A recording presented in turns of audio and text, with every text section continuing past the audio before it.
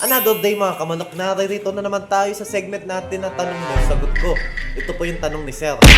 Boss, may tanong lang po ako. Yung cock ko po, tinuka niya yung itlog dun sa pugad ng hen ko. Nabasag yung shell ng itlog po. May ugat-ugat na rin po. Then di naman po nabasag yung parang plastic na loob ng shell. Pwede pa kaya yun? MJ nga po pala, sana masagot niyo po ang tanong ko, boss.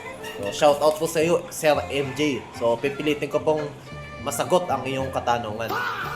Pero bago po tayo dumako sa topic natin ngayon ay isang mabilisang intro lang po. Let's go! Joe Jansurama!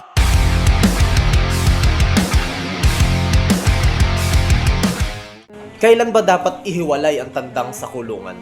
Sa breeding, hindi pwedeng forever magkasama ang tandang at mga inahin sa iisang kulungan.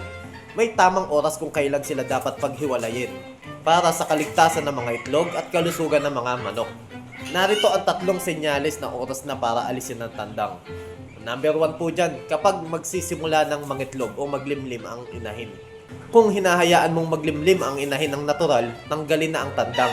Masyado kasing makulit ang tandang. Pwede nitong maabala ang nangingitlog na inahin, mabasag ang mga itlog, o pilitin pa rin makipag-mate na makakasira sa proseso.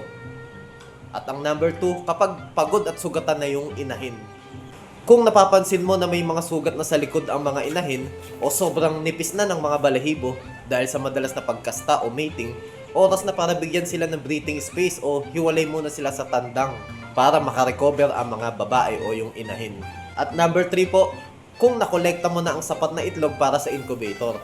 Kung gagamit ka ng incubator, tandaan na ang semilya ng tandang ay nananatiling aktibo sa loob ng inahin sa loob ng 7 hanggang 14 na araw. Kung nakuha mo na yung target mong bilang ng itlog, pwede mo nang alisin ng tandang para makapagpahinga ito. Lagi pong tatandaan, ang paghihiwalay ay nagbibigay daan din sa tandang na makondisyon ng katawan para sa susunod na breeding season. Huwag hayaang ma-stress ang iyong mga manok para sa mataas na hatch rate. Kung mataas na hatching rate naman ang usapan, magbigay po tayo ng Egg 1000 sa umaga at Vitamin Pro naman po sa hapon. At kung tungkol naman po sa crack sa itlog na may ugat na, may pag-asa pa, pero depende po sa lala ng crack. Kung may ugat na, meaning fertilized na, at may nabubuo ng embryo sa loob. Ang crack sa shell ay parang butas sa shield ng baby chick. Delikado ito dahil pwedeng pumasok ang bakterya o matuyo ang likido sa loob. Pero bago ka mawalan ng pag-asa, ito ang first aid na pwede mong gawin para maisalba natin. Number 1, suriin ang crack. Kung may lumalabas na likido o dugo o kaya naman durog na ang shell, mahirap na itong mabuhay. Pero kung hairline crack lang o gasgas, pwede pa. Ang sumunod naman ang sekretong remedyo. Pahira ng manipis na candle wax o yung tulo ng kandila. Clear na nail polish o lagyan ng maliit na piraso ng surgical tape o masking tape ang crack. Layo nitong takpan ng butas para hindi na mapasukan ng mikrobyo at hindi matuyo ang loob.